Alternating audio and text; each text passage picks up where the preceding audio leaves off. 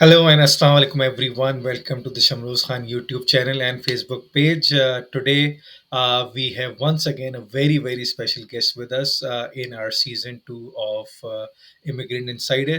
तो आज Immigrant Insider की season 2 की second episode है and today is 20th of January 2024 when we are recording this. आज के जो हमारे guest हैं वो बहुत ही special guest हैं. The moment I met this guy, what a story! Unbelievable story of sacrifice, determination, resolute, not giving up, willpower.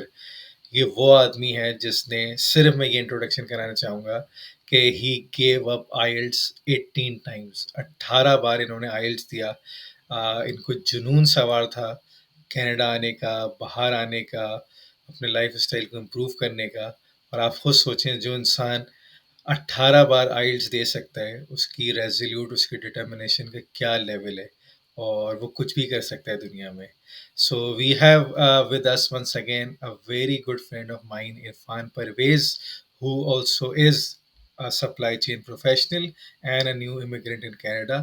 तो उनको हम वेलकम करते हैं आप सबकी भरपूर तालियों में अस्सलाम वालेकुम सर।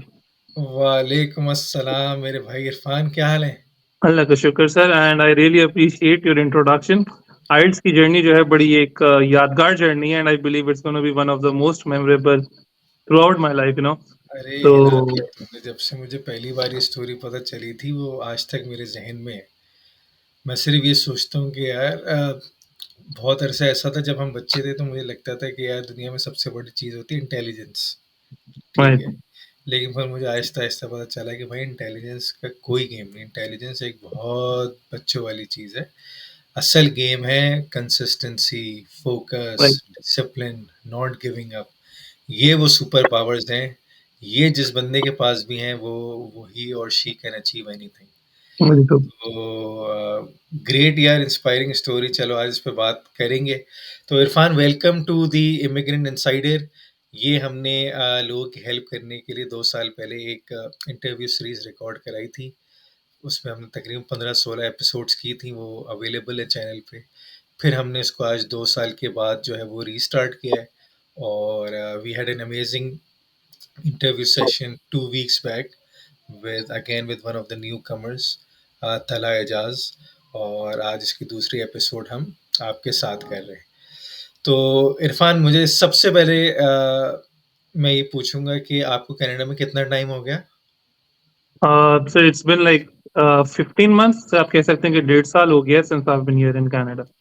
सही है मतलब बिल्कुल ताज़ा ताज़ा ही है अभी फ्रेश ऑलमोस्ट कह ऑफ द सकते हैं बोर्ड या साल 1.5 साल ठीक है और उसके बाद हम जो लोग कनाडा आना चाहते हैं ठीक है उनके लिए स्पेसिफिकली मैं ये सवाल करता हूँ कि क्या थॉट आई ठीक है विच पुश्ड यू या drove you to go out of the country ठीक है वो कनाडा हो सकता है वो कुछ भी हो सकता है तो what were the circumstances in which you were living in Karachi इसमें लोग कहते हैं जैसे कुछ लोग बहुत परेशान होते हैं कि यार सिक्योरिटी नहीं है कुछ लोगों की जॉब्स जो है वो उसमें उनको इतना रिवॉर्डिंग नज़र नहीं आ रहा होता इस वजह से लोग जो है वो उनको ट्रिगर होता है कि यार लेट्स एक्सप्लोर समथिंग एल्स तो what were your circumstances in Karachi and what pushed you to apply or immigrate to other countries? But my journey and my story is quite different in a way that my plan या मेरा जो determination था to come to Canada was more of a family endeavor. I grew up in an environment जहाँ हमारा the family objective था कि यार let's move out of Pakistan in search of a better lifestyle, like in terms of stability and job circumstances. I had a very stable job. Karachi में एक बड़ा stable career था मेरा. But just in search of improvement कह सकते हैं या it was more of a family endeavor that kept me going. और लोग सोचते हैं कि आपने एक्सप्रेस एंट्री में प्रोफाइल बनाई and it's all done. It's my journey if I go back. तो having said that, तकरीबन 2017 was the time when I started preparation for IELTS. A friend guided me about express entry stream. और 2018 में मैंने अपना EC and all those things I got it done. So my journey from 2017 till 2022 up until when I finally landed in Canada, तो it's 5-6 years की journey थी. And I kept going. और जैसा मैंने आपने emphasize किया कि I appeared in IELTS for 18 times और 19th की मैं फीस पे कर चुका था, which AEO returned me because 18th attempt मेरा clear हो गया था. So I mean, my family supported me a lot, और बाकी डिटर्मिनेशन भी थी, कुछ अच्छे सपोर्टिव दोस्त भी थे who said नहीं, you can do it. तो मेरा ये अलमिया था कि जब मैं एईओ कराची जाता था तो मुझे गार्ड बोलता था सर आप फिर आ गए, तो but I that kept me going. So I mean, reverting to your question, it was not something कि my lifestyle was not stable in Karachi or something. It was more of a family dream to move out and in search of a better lifestyle. Yeah. Okay, so you guys were very clear बहुत पहले से कि यार Yeah. Move out होना है। Yes. और Canada की खुद की बात करें तो आपने पहली बार जो सोचा और जो आइल्स दिया वो 2017 में था। जी, उसका रीज़न ये था, मेरे 2 दफ़ा यूएसए के स्टूडेंट वीज़ा रिफ्यूज़ल थे, करियर के बिल्कुल इनिशियल फेज़ में था। I graduated from CBM in 2015 and then immediately मैंने यूएसए का स्टूडेंट वीज़ा अप्लाई किया which was refused, which was really heart breaking. So I kept on trying, and I never gave up, to be honest. And इसमें obviously family support was very crucial. तो it would be fair to say कि यार 2015 से आप इन चक्करों में पड़े हुए हैं। कह सकते हैं, तो 2015 के एंड से ऑल द वे टिल 2022, तो 7 इयर्स की जर्नी थी सर ये। 7 साल की जर्नी, ठीक है, जिसमें पहले मल्टीपल टाइम आपने बताया कि आप यूएस जाना चाहते थे, लेकिन उसकी या कई बार रिजेक्शन आई। या तो यूएस ट्वाइस। की रिजेक्शंस आई 2 बार, ठीक है। उसके बाद आपने कनाडा शुरू किया। 2 साल आपने यूएस में लगाए होंगे, दोनों बार रिजेक्शन आ गई, फिर 17 यस। से आप कनाडा में लगे। यप। फिर आप एक्चुअली कनाडा आए 22 में। जी। तो कह सकते हैं कि 15 से लेके 22 7 इयर्स का जर्नी है, बिल्कुल। ठीक है? सिर्फ़ आने का, और सिर्फ यहाँ आने आने के बाद तो एक नई कहानी है। वॉव! और फिर 17 में आइल्स दिया, 17, 18, 19, 2-3 साल आइल्स में ही लगे रहे। 3 years, 3 years. I mean, 17 के, I remember 2017 September when I first went to AEO Karachi, और 2017 से 2019 नवंबर was the last time when I went to AEO Karachi. तो आप लगा लें कि 2 साल का एग्जैक्ट जर्नी थी। मतलब 2 और साल आपकी ज़िंदगी में सिर्फ़ यही था, आपने और कुछ काम नहीं किया होगा yes, technically. I mean it's very funny, जिस दिन मैं फ्राइडे को ऑफ करता था तो मेरे ऑफिस में भी पता था कि आज इरफान आइट्स देने गया है, और जब मैं मंडे ऑफिस जाता तो लोग बोलते थे कैसा रहा आइट्स, तो लाइक वॉव!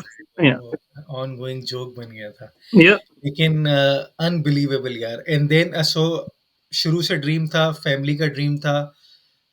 देन 7 साल लगे करने में, पूरा प्रोसेस आइल्स, फिर अप्लाई करते हैं, फिर डेढ़ 2 साल कोविड में आपका बहुत टाइम लगा यस। होगा आने के बाद भी, रिक्वेस्ट आने के बाद भी। ज़बरदस्त। The other thing which I wanted to ask के, और फिर आप जो आए, ठीक है, कनाडा, आप स्टूडेंट पे आए या प्रोविंशियल नॉमिनेशन पे आए या एक्सप्रेस एंट्री पे आए? नहीं, मैं I got through the federal skilled worker express entry stream. उस back then CR score was not that high, तो आई गॉट लकी इनफ कि जो 2019 का लास्ट ड्रॉ था या सेकंड लास्ट ड्रॉ था, I was selected back then. तो initially अगर आपको याद हो तो कोविड से पहले processing was very quick, but हाँ, देन कोविड, जब मैंने बायोमेट्रिक्स दिया then covid took over and then it was a complete silence for a year and a half. बिल्कुल ऐसा ही है, बिल्कुल ऐसे ही है। और 1 सेकंड, ज़बरदस्त। And अच्छा, one thing I would like to state over here, sir, is कि I was that one guy जहाँ my journey did not ended with the first COPR. मेरा first COPR आया and I got married the second day, और जो first visa, having waited for 7 years, that visa got stamped on my passport and then I got that cancelled. So another 3 to 6 months were added. It was, अब मैं कभी कभी इन चीजों timelines को reflect करता हूँ तो I think एक जर्नी थी, but it was really tough, वो जो फेज था। आई मीन आपने 7 इयर्स वेट किया, आपका वीजा आया and then you got that cancelled, so that was another 6 months to the अब वो स्ट्रगल। कैंसल क्यों हुआ? क्योंकि बीच में शादी हो गई, तो फिर बेगम को ऐड कराने के लिए वो या कैंसल? आई मीन 2 साल की स्ट्रगल के बाद my first COPR came the night before I was to get married, and Canada का स्टेटस ये कहता है कि any of your status changes, so you have to inform IRCC. So having waited 7 years, and then when my first passport request came, I got that cancelled, and then another 6 months were added. वाह यार, what a roller coaster ride भाई। Yeah. मतलब unbelievable, unbelievable. सही। So finally in 2022, 2022 में, after all the hard work which you did for at least last 7 years, you made it. आपकी Yes. Immigration हो गई, and you came with your wife, ठीक है? Yes. Your son was born here? Yes, he was born here. When I ठीक है। came here, so my wife she was expecting, and it was like so. Yeah, luckily, it was all God's plan. So ये हुआ कि जब when I came here with my wife, so my like my son does not have to go through that struggle that his dad went through, right? So wow! yeah, wow! And the wife was expecting. yeah. तो अगर वो delivery हो जाती और आप पाकिस्तान में होते, फिर सीओपीआर में उसको भी ऐड सर ये कराना भी पड़ता। डिलेमा था. My wife was expecting and every अगर एक वीक या 2 वीक और डिले होते तो the second COPR would have got cancelled. So it was all God's grace कि I made it on time. Lovely, lovely, wow! वाह! क्या यार, इंटरेस्टिंग। चलो, फास्ट फॉरवर्ड, ठीक है? आप कनाडा लैंड करके, ठीक है? So my first question is कि अब लोग क्योंकि इंटरनेट का दौर है, तो बहुत सारे लोग पहले से बहुत प्रिपेयर हो जाते हैं, ठीक है? कोशिश करते हैं कि जितनी वीडियोज़ यूट्यूब पे या जितने लोगों से बात कर सकते हैं, कर लें, ठीक है? उसके बाद वंस यू लैंड, तो आपकी जो भी रिसर्च थी या जो भी एक्सपेक्टेशंस थी, कनाडा उसी हिसाब से निकला या आपने एक मेंटल फ्रेम कुछ और बनाया हुआ था, लेकिन फिर जब आप लैंड करे तो आपको पता चला नहीं यार मैंने सोचा हुआ ऐसा था लेकिन ऐसा निकला? Yeah, देखो, as I say that life is not that glamorous as it seems to be. The picture is totally different on the other side, but it's not कि it's very negative. कुछ आपको obviously आपको कुछ initial थोड़ा सा depression होता है. There's a cultural shock. Things are different. लेकिन I mean obviously the things as we plan. लेकिन I was aware like I will have to go through some tough phase of life. I was that lucky enough that I had a very good circle. I had family friends around who supported me, kept me going. So, लेकिन having said that, like I had a very stable career there. यहाँ पे आके जो journey थी, it obviously was a shock a bit. लेकिन I was prepared. I was mentally prepared that I would have to go through that initial struggle. Done, done, done. So you were again mentally prepared, and you were lucky enough that you had some good people in Canada Yeah. who you were surrounded with. ठीक है। अच्छा, अब आने से पहले, सबसे पहले आने के बाद हर किसी को ये होता ही है कि यार रिहाइश, ठीक है, finding the accommodation and finding the work और जॉब, ठीक है। ये एक बहुत बड़ा मरहला होता है जिसमें किसी को दिनों लग जाते हैं, किसी को हफ्ते लग जाते हैं, किसी को महीनों लग जाते हैं, ठीक है। तो the first thing is accommodation, ठीक Mhm. है। रिहाइश का क्या सिलसिला है, आपको कैसे मिली, कहाँ मिली, आपने कैसे ढूंढी, और उसकी मैथ, उसकी इकोनॉमिकल मैथ क्या था? अच्छा, मैं अगर आपको बताऊँ ना, I was again lucky enough. I had my sister here. My cousin sister was here, so I never had to go through that struggle of finding a accommodation.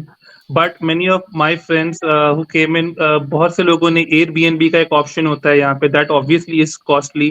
And some of my friends, what they did was they made a homework. They did their homework before coming.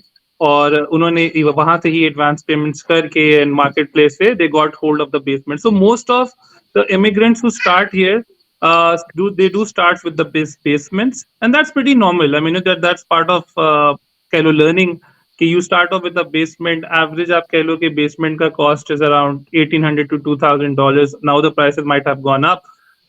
But initially immigrants mostly struggle करते हैं और they start off with a one room basement. और इस तरीके से journey start हुई.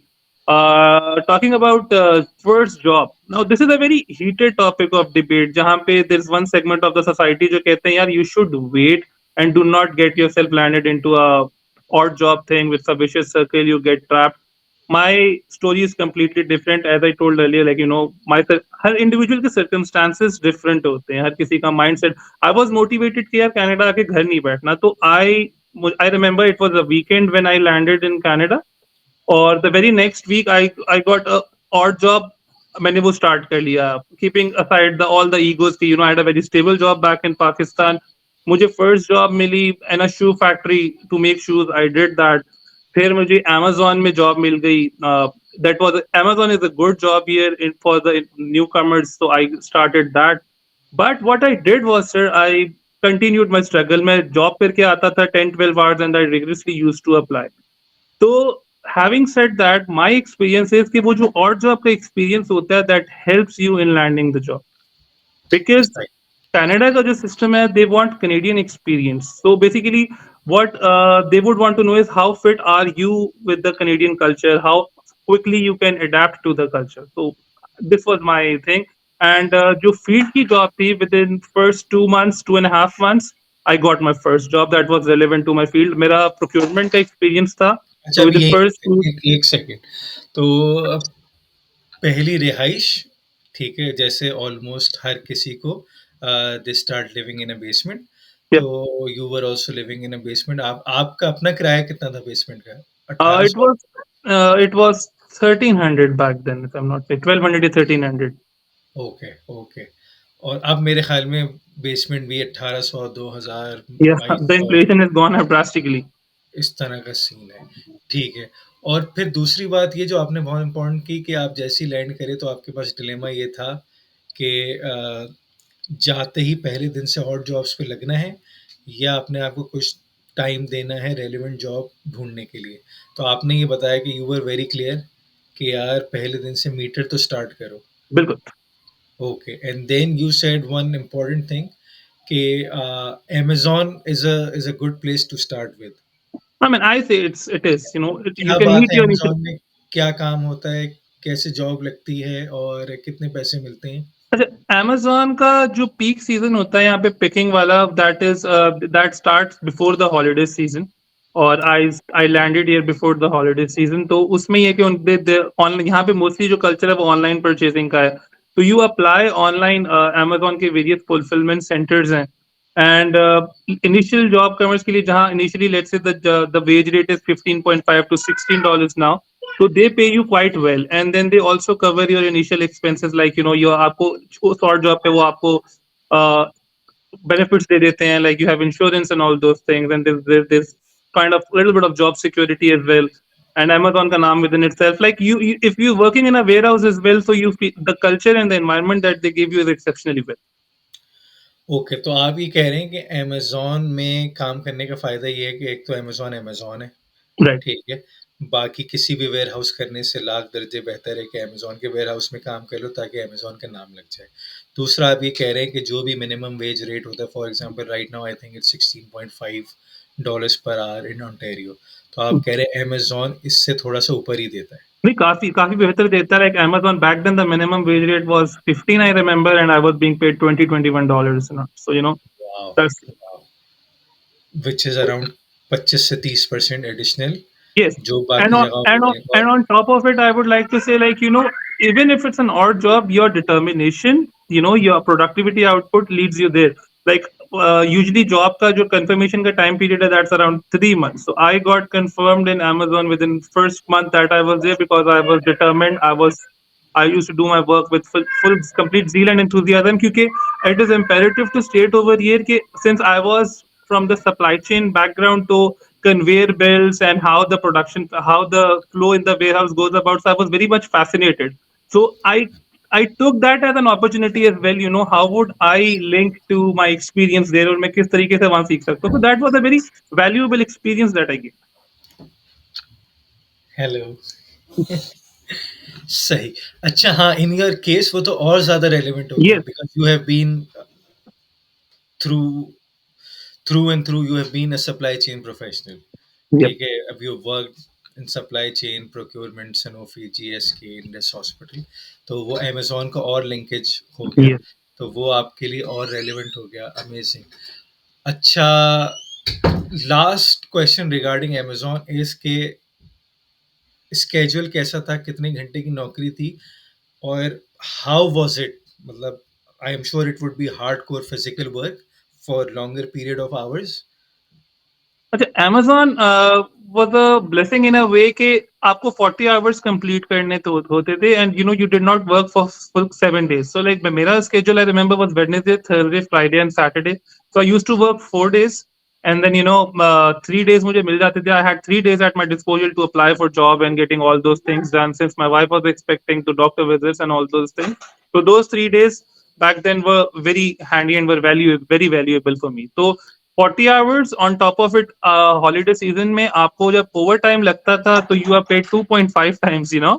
So that's exceptionally well. And like people there used to love working on the holidays, like that जो gazetted holidays होते थे उस पे if you work and you pay 2.5 times of the wage. So that was really good.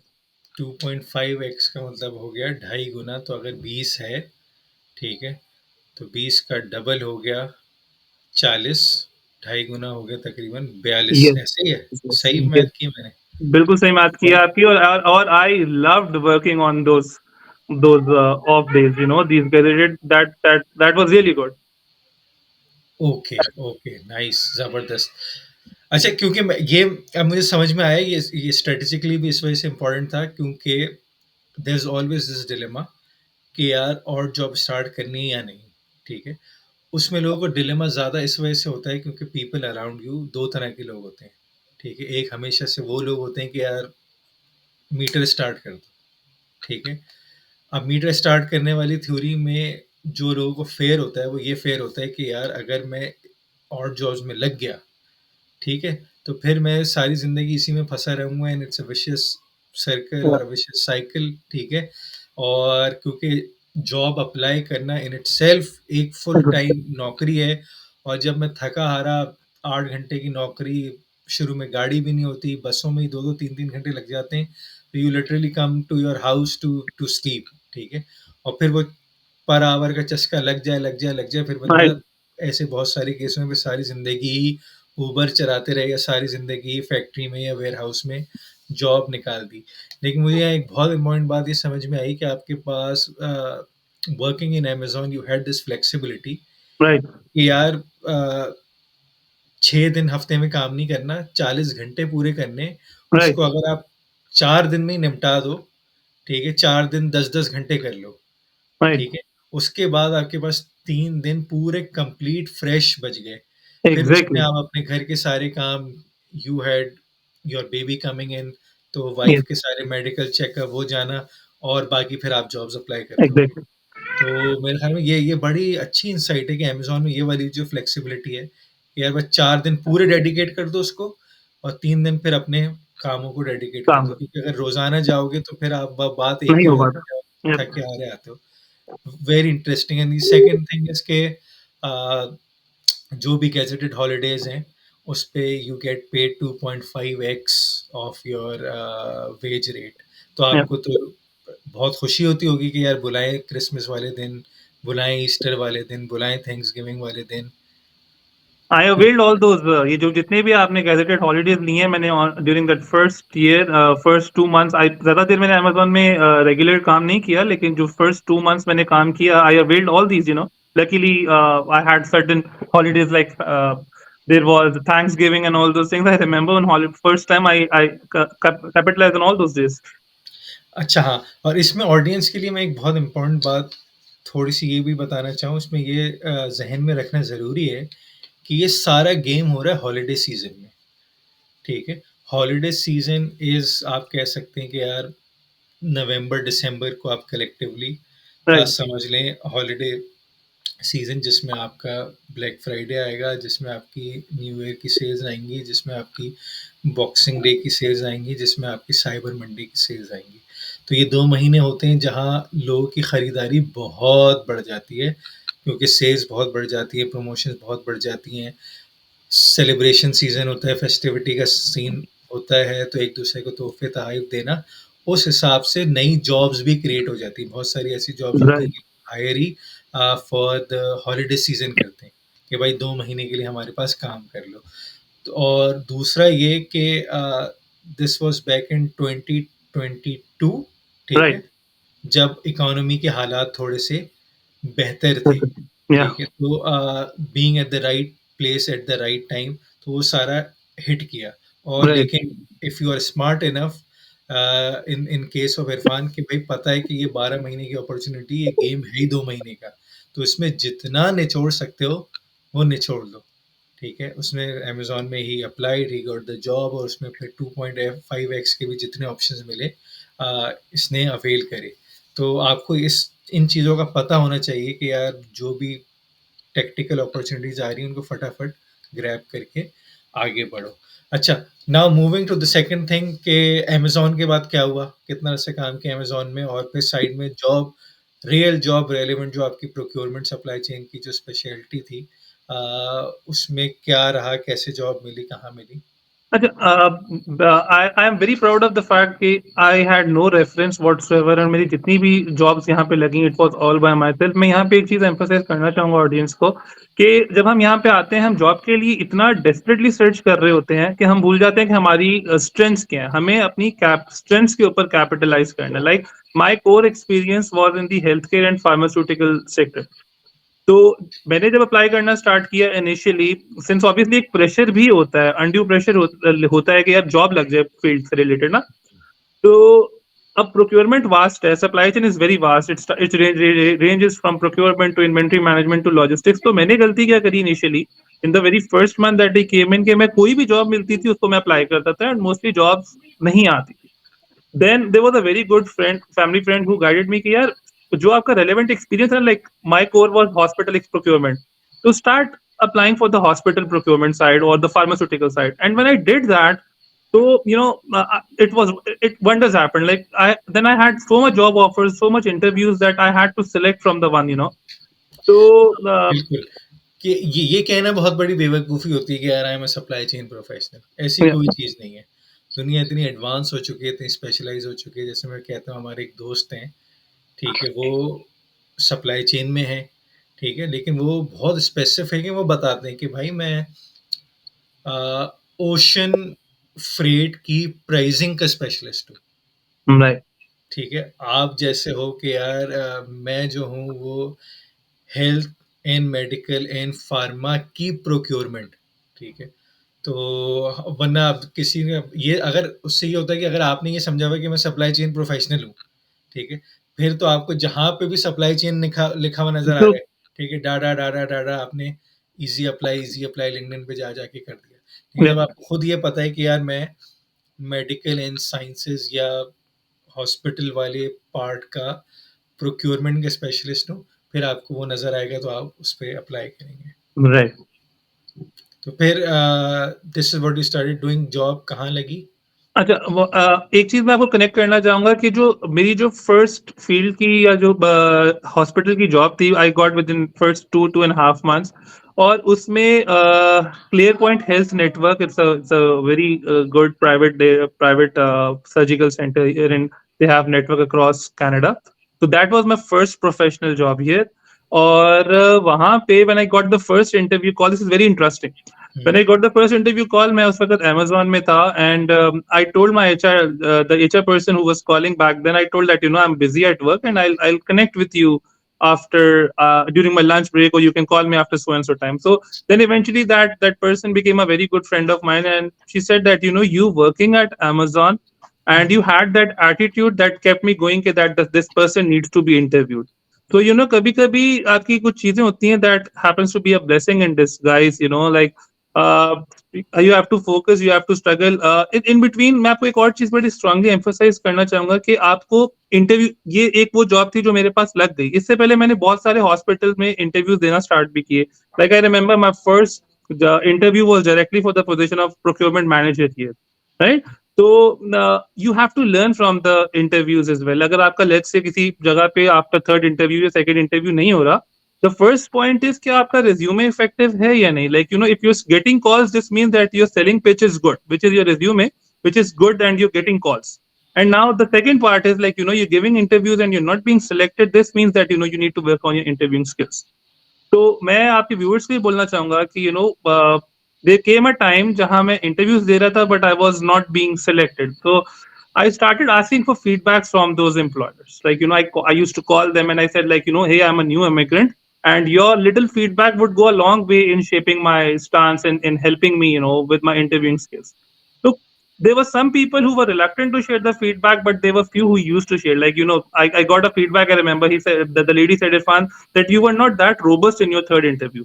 So this means that I had a thing. Now I know for my lifetime that कि जब भी आप अपने interviews में जाओ तो the second interview has always to be better than the first one, and the following interview always has to be far more, but you have to research about the firm, and these are the basic things obviously जो हम अपनी studies में भी go through करते हैं। तो this is a very important thing, ask for the feedback, connect with the recruiters as much as you can। So this is very helpful insight that I would like to share।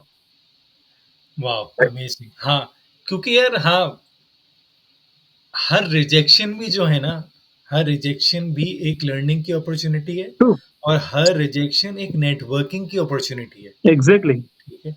तो अगर आपको किसी ने मना कर दिया कि यार सॉरी हम आपको ये जॉब नहीं दे सकते, ठीक है? मुझे ऐसा लगता है कि अब तो वो बेचारा फँस गया है, ठीक है? क्योंकि उसने आपको मुरव्वतन ना बोल दिया है, ठीक है? तो True. अब तो वो वैसे ही डिफेंसिव पे है और एक एक सॉर्ट ऑफ गिल्ट ट्रिप पे है, ठीक है? Right. आपने उसको इस मोमेंट पे आपने उसको पकड़ लेना है, ठीक है? आपने बोला Right. है कोई बात नहीं, ठीक है मैं समझता हूँ 10 मजबूरियाँ होंगी, आप बेहतर कैंडिडेट होगा, लेकिन प्लीज़ मेरी मदद कर दो, मुझे तुमने रखा नहीं लेकिन मेरी ये हेल्प कर दो कि मुझे बताओ कि Right. मैं क्या कमज़ोरियाँ थी, ठीक है? और जो है वो मैं जो है ताकि उन कमज़ोरियों को फ्यूचर इंटरव्यूज़ में दूर कर लूँ, ठीक है? और फिर ये मोमेंट ऐसा होता है, ठीक है, कि अब आप सोचो एक बंदा आपका कातिल है, ठीक है? एक बंदा आपका कातिल है, आप उसी को बोल रहे हो कि यार ये लो मेरी तरफ से ये लो गिफ्ट, ठीक है? तो वो मोमेंट आप उसको फॉर लाइफ कैप्चर कर लेते हो। अब Right. किसी ने आपको रिजेक्शन भेजी है और आप उसको कह रहे हो कोई बात नहीं, तो आपने मुझे निकाल दिया लेकिन मुझे प्लीज़ जाते-जाते सिखा दो, ठीक है? या मुझे बता दो कि मेरे अंदर क्या कमी थी। अब इससे 2 काम होते हैं, एक तो वो आपको सिखा दिया उसने, ठीक है? या फीडबैक दे दिया कि यार तुम्हारे अंदर अभी ये मसला था। दूसरा ये होता है कि अब उसको ये पता है कि अगर नेक्स्ट टाइम, ठीक है? पता नहीं होता ना कंपनी में फिर 3 महीने बाद कोई और पोज़ीशन आ गई, Right. अब फ्यूचर के लिए आपकी नौकरी पक्की हो चुकी है। क्योंकि Right. अब वो सारे टाइम यही सोचता रहेगा कि यार क्या बंदा था, मैंने तो इसको बोला था कि रिग्रेट, ठीक है, sorry we Exactly. Can not hire you, ठीक है। उसके बाद भी वो मुझे कह रहे हैं कि यार कोई बात नहीं, ठीक है, द पॉजिटिव माइंडसेट की रिफ्लेक्शन आती है, ठीक है, Exactly. The curiosity to learn and self improve कि यार कोई बात नहीं, निकाल दिया लेकिन मुझे प्लीज सिखा दो। फिर ये हमेशा के लिए उसके माइंड में नक्श हो जाती है, ठीक है।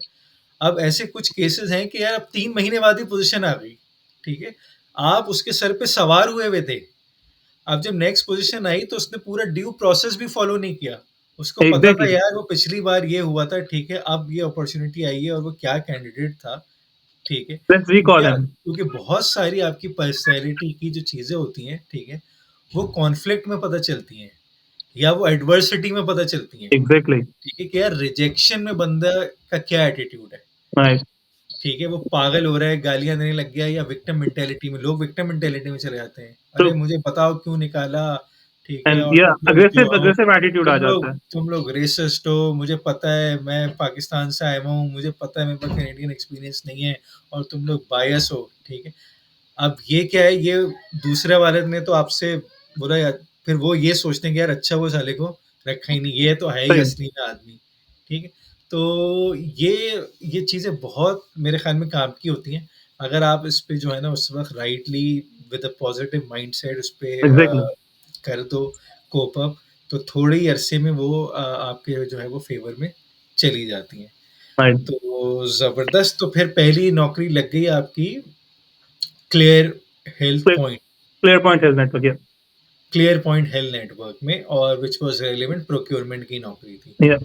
ठीक, इसके बाद कोई ट्विस्ट है या चलती रही कहानी और अभी तक चल रही है क्लियर पॉइंट में? नहीं, इसके बाद then I got a better opportunity, and then I eventually now I've switched to the automotive sector. So यहाँ पे once you get the Canadian experience, then you get various opportunities और आती रहती हैं. अच्छा, यहाँ पे मैं एक चीज बिफोर भी मूव फॉरवर्ड में एम्फसाइज करना चाहूंगा. जो फर्स्ट ईयर आपका होता है ना, वो मेक इट और ब्रेक इट वाला होता है. लाइक आई मीन डिप्रेशन का एक फैक्टर है ऑब्वियसली, जिससे हमने डिप्रेशन के ऊपर बात कर ली. इसमें साथ-साथ आपकी चीज़ें ऐसा थी, रोलर कोस्टर चीज़ें होती हैं, यहाँ पे जॉब से. डिप्रेशन क्या होता है यार? डिप्रेशन पे मुझे बात आई कीजिए, मीन, क्या होता है डिप्रेशन? फॉर मी, एक basically it's more of a cultural shock, like in a way कि आप, वो जो कहते हैं कि आप एक बड़ी फैंसी फैंटेसीज लेके आ रहे होते हैं, एक फैंसी लाइफस्टाइल को, तो ऑब्वियसली वो चीज़ें नहीं होती हैं. Besides that this cultural shock, and on top of it यहाँ का जो विंटर होता है वो थोड़ा-सा इंसान को जो है ना डिप्रेस कर देता है इन अ वे, जब आप you are all by your own, और थोड़ा-सा मुश्किल हो जाता है.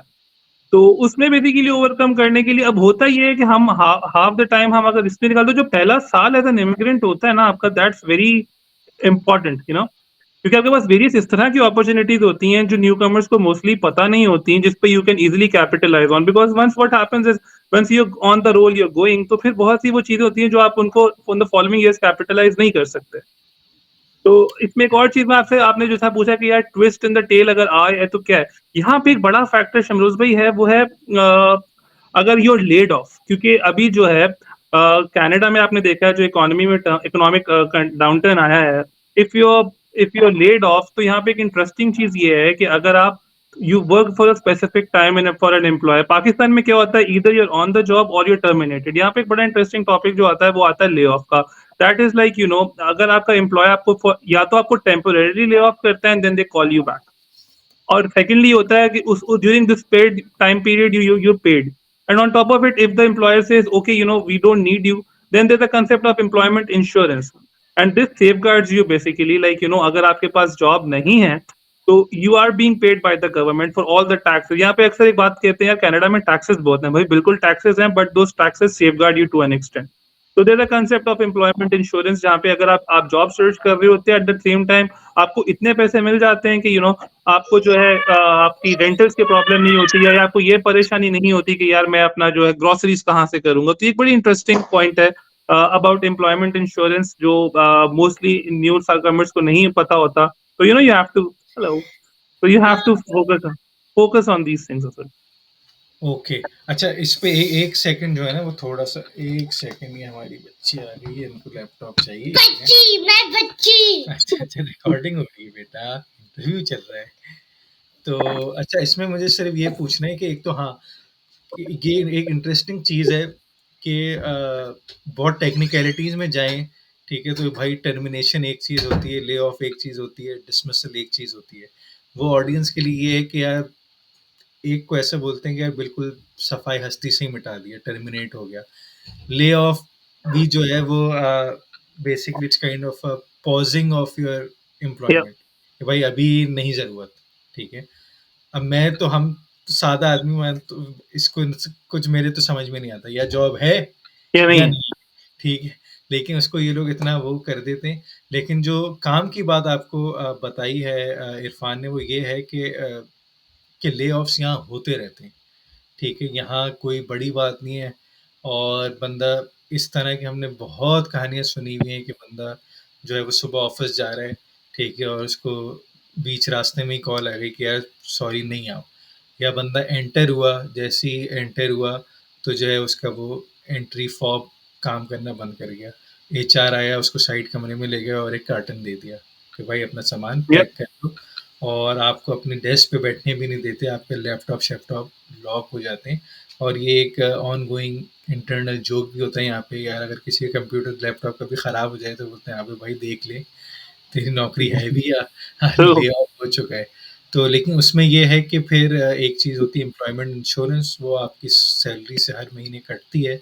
उसकी इस्तेमाल तभी होता है जब आप खुदा ना ख़ास्ता आपकी जॉब चली गई, तो जो भी आपके ढूँढने का पीरियड है उसमें आपको पैसे मिलते रहते हैं थोड़े बहुत I think 1500 maximum I think शायद 2200-2500 होते हैं। तकरीबन 2500 so that's sufficient enough for your groceries and your rentals and all those things right हाँ, it's आपकी something कुछ ना कुछ ज़िंदगी वो easy हो जाती चलाते रहेंगे और वो मेरे ख़्याल में साल-वाल तक भी मिल जाती है। वो है for a year depending on the period आपने कब तक yeah भरा हुआ है, कितना भरा हुआ है। तो ले ऑफ एक चीज़ है बिल्कुल अब ले ऑफ है, अब इन्हीं चीज़ों से मेरे ख़्याल में ये लिंक्ड है क्योंकि depression is a big topic इस पे अनफॉर्च्यूनेटली इतनी बात नहीं होती कि आप वैसे ही अपनी सारी ज़िंदगी रीस्टार्ट करके आए हो, ठीक है? आपकी जितनी भी 8-10 साल की जो अचीवमेंट थी उन सबको ज़ीरो करके आए हो, ठीक है?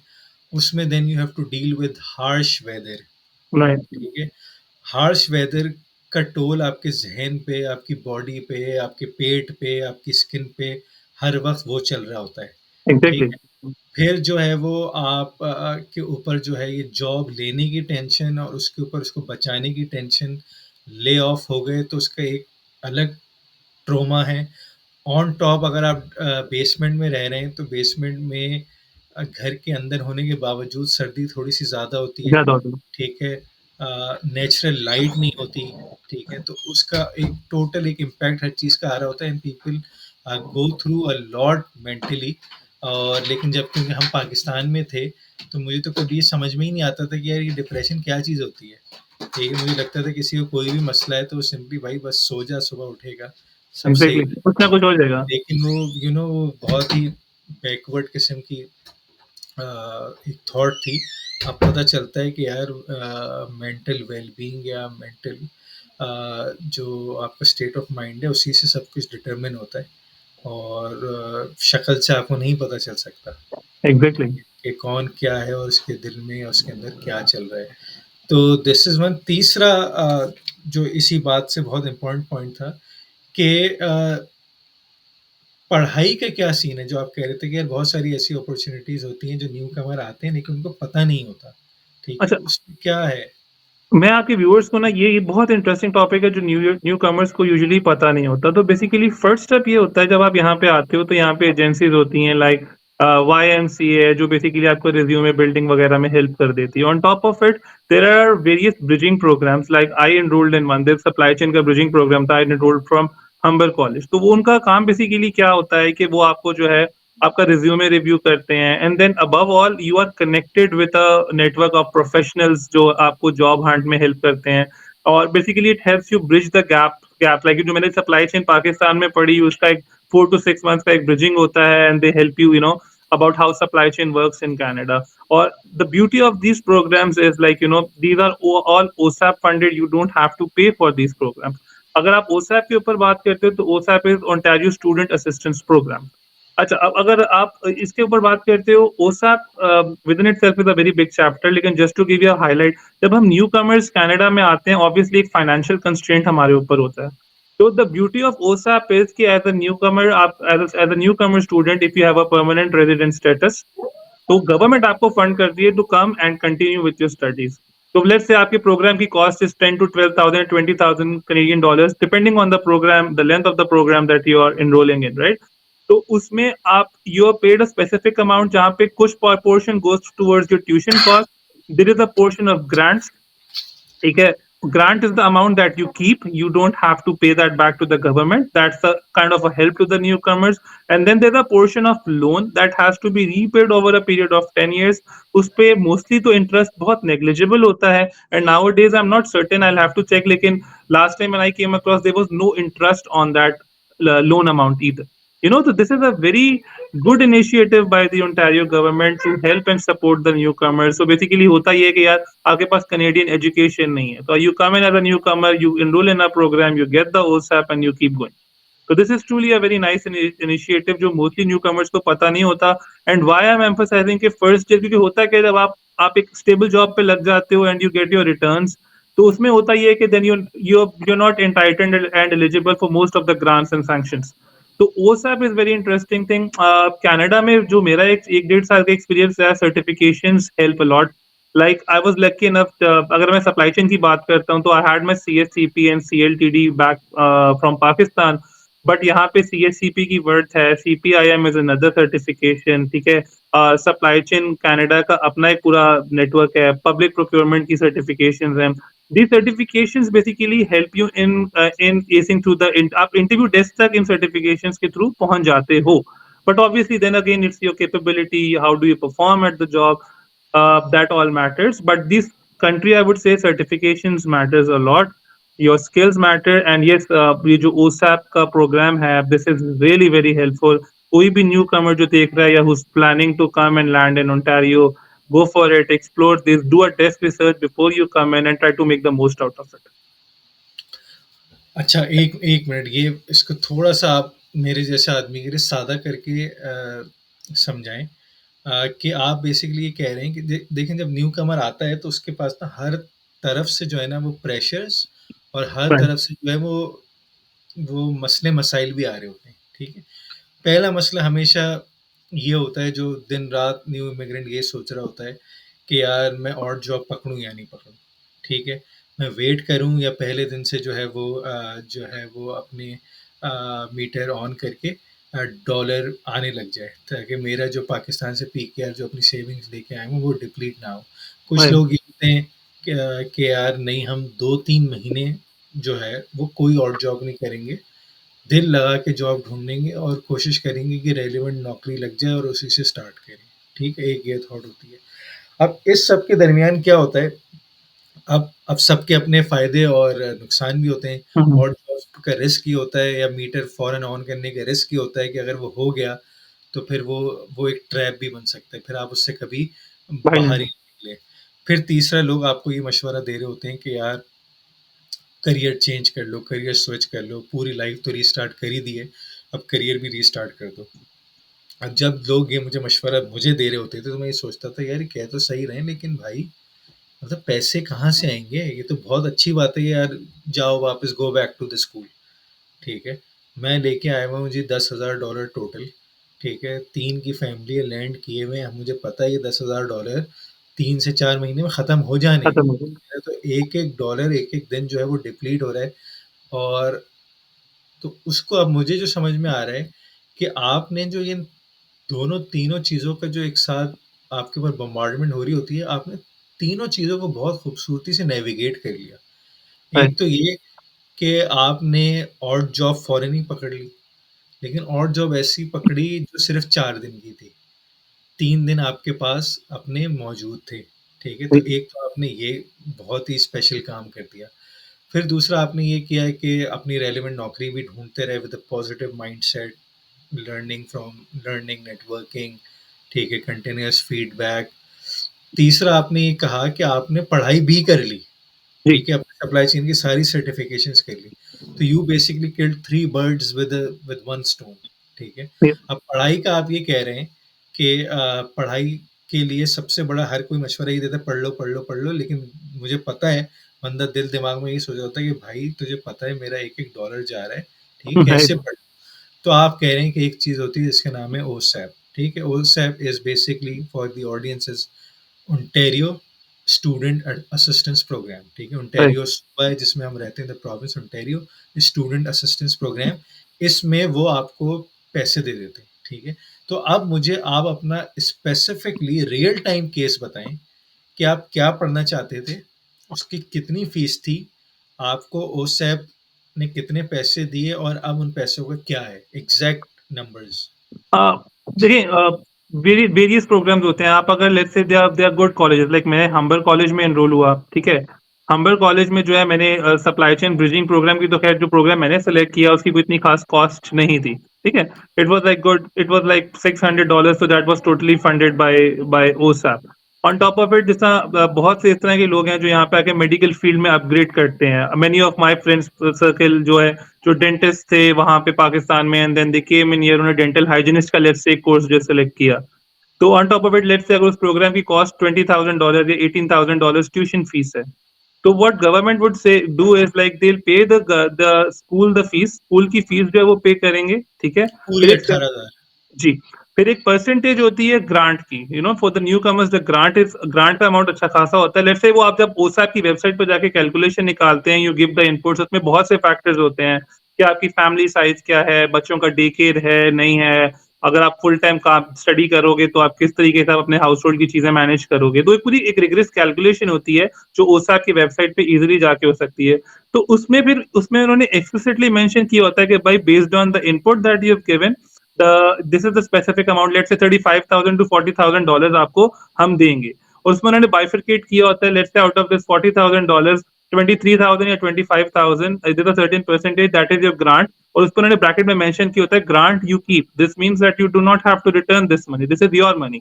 And on top of it, then there a portion that's counted as a loan. उस लोन को आपने over a period of 10 years repay करना होता है, जिसपे या तो इंटरेस्ट बहुत नेग्लिजिबल 1-1.5% होता है, और मोस्ट ऑफ द टाइम्स उस पे जो मैंने लास्ट डेवलपमेंट देखी थी, लाइक ट्रूडो गवर्नमेंट ने उसके ऊपर से इंटरेस्ट का फैक्टर ही वाइप ऑफ कर दिया था। तो like if you have 10,000, you repay just 10,000 over a period of 10 years or whatsoever. तो हाँ, तो इरफान आपको बेसिकली ये बता रहे हैं कि भाई आप टोटल लेके ही आए थे, फॉर एग्जांपल पाकिस्तान से हाइपोथेटिकली $10,000, ठीक है, क्योंकि आपको पता है पाकिस्तान में सेविंग्स करना मुश्किल है, और वो भी जब कन्वर्जन होती है तो वो थोड़े पैसे रह जाते हैं। और लोग इरफान को मशवरा दे रहे थे कि भाई और जॉब भी करो, साथ में जॉब भी ढूंढो, और साथ में पढ़ाई भी करो, अगर तुम्हें अपना फ्यूचर लॉन्ग टर्म में कनाडा में सिक्योर करना है। लेकिन लोग ये नहीं बताते थे कि भाई फ्यूचर सिक्योर करने के लिए पढ़ाई करनी है, उसके तो पढ़ाई में बट टोटल $10,000 हैं अपनी ज़िंदगी गुजारने के लिए। पढ़ाई हो रही है $20,000 की, $30,000 की, ठीक है। तो उसमें एक चीज़ है ओसैप, जैसे आपको इरफान ने बताया, मैं लिंक भी लगा दूंगा नीचे, और इस पे वेरियस पिछली वीडियोस में बात हो चुकी है। ओसैप इज़ गवर्नमेंट ने आपको पैसे दे दिए, ठीक है? उस पैसे की खूबसूरती ये है कि वो पैसे भी 2 हिस्सों में डिवाइडेड होता है, ठीक है? उस पैसे का एक पार्ट होता है ग्रांट। ग्रांट का लिटरली मतलब है कि जाओ ऐश करो, दे दिए तुम्हें, गिफ्ट है। तो अगर किसी ने $30,000 का कोर्स लिया, उस $30,000 पूरे के पूरे आपको $30,000 का मतलब है कि किसी ने आपको 70 लाख, 80 लाख रुपए दे दिए किसी ने ऐसे ही जाओ। ये बहुत बड़ी रकम है। किसी ने बोला जाओ यार, ये लो 70 लाख। जी 70 लाख का क्या करना है? उसके वेरियस कंपोनेंट्स हैं depending on your income primarily कि यार आप कितने पैसे कमाते हो। खूबसूरती ये है कि आप जितने गरीब होते हो उतने ज़्यादा ग्रांट मिलती है। ट्रू। तो उसका सबसे बड़ी टिप ये है कि ये सारे गेम हैं पहले साल में, क्योंकि एग्जैक्टली। पहले साल में आप लाइक को आपका लो इनकम ब्रैकेट में आप फॉल करते हो, ठीक है? तो ये सारे मज़े आपके पहले साल के होते हैं जब आपकी रिपोर्ट इनकम भी पाकिस्तान की हुई हुई होती है। पाकिस्तान में आपकी जितनी भी तनख्वाह हो, वो जब डॉलर में कन्वर्ट होगी तो वो लो इनकम नेग्लिजिबल। के ब्रैकेट में ही फॉल करेगी।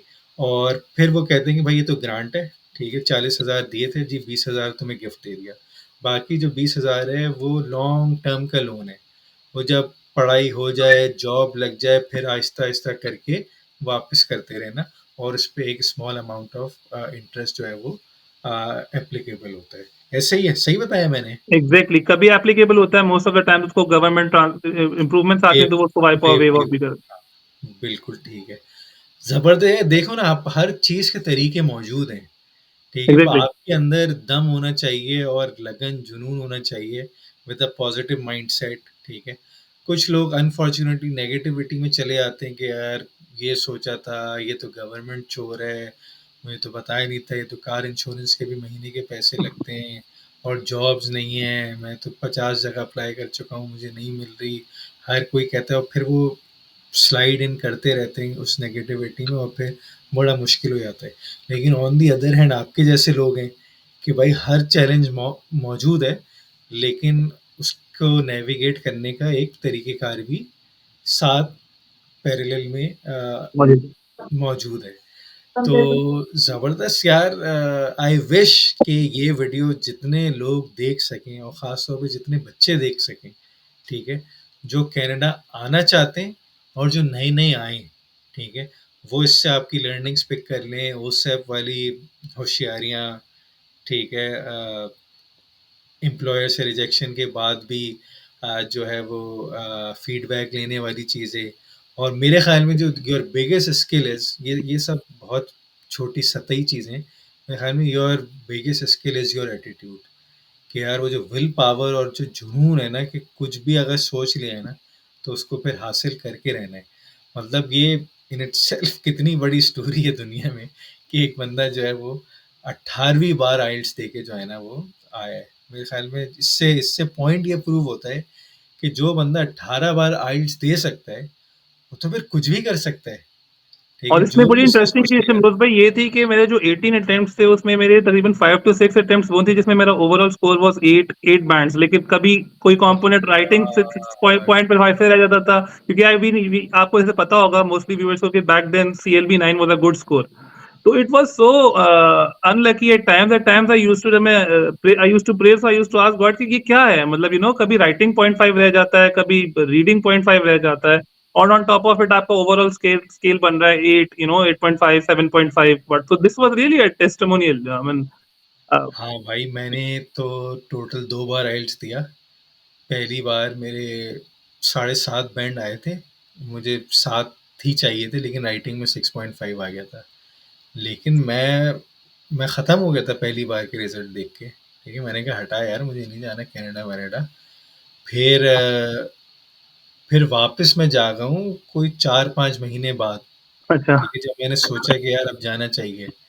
तो वरना तो मैं तो उस रिजेक्शन को लेके सो गया था। मुझे पहले रिज़ल्ट आया 7.5 ओवरऑल बैंड्स, राइटिंग 6.5, मैंने तो कहा खत्म जी, भाड़ में जाए कनाडा। ठीक है? मतलब 1 सेकंड नहीं लगा पटरी से उतरने Yeah, में। लेकिन on the other hand you were so determined कि भाई कोई मसला नहीं है, ये चीज़ें तो होती हैं।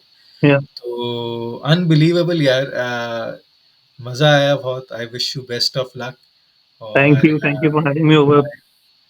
आई विश कि हम सब ये वाली आपकी स्किल्स जो हैं वो अपने अंदर भी डेवलप करें and go as far as you have gone. और वील कनेक्ट सून, कोई और नया टॉपिक आया तो हम इंशाल्लाह। करेंगे। बाकी in the link what I will do is ये ओसेफ वोसेफ की भी मैं लिंक लगा दूँगा कमेंट सेक्शन में, और आपकी लिंक्डइन की प्रोफाइल में कमेंट सेक्शन में शेयर कर दूँगा, ताकि if anyone wants to connect with you directly किसी हेल्प के लिए इंटरव्यू के हवाले से या ओसेफ के हवाले से, ठीक है? So I will request you to help them.